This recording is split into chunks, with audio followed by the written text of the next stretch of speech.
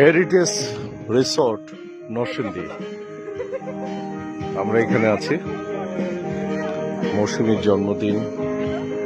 অবশ্য এই জন্মদিনটা একটু ফ্যামিলির সাথে কাটাচ্ছি আমরা, এই কারণে যে মৌসুমীর ইচ্ছে যে এতিমখানায়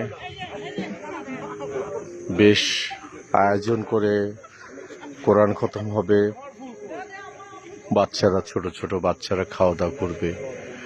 আমার ফ্যান ক্লাব এবং মৌসুমীর ফ্যান ক্লাব আর ফ্যামিলির থেকে আমরা এই আয়োজনটা করেছি, যে বড় করে আয়োজন নয়, ঢাকার বাইরে এই আয়োজনটা করব এবং ফ্যামিলিতে আমরা অবস্থান করব।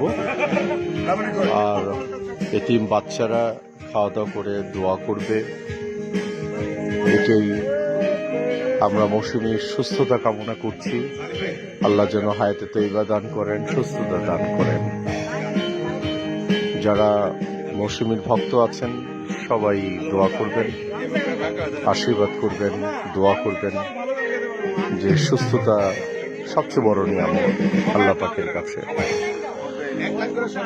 আর এখানে ছোট ছোট বাচ্চারা আছে, ফারদিন, ফাইজা, লামিসা,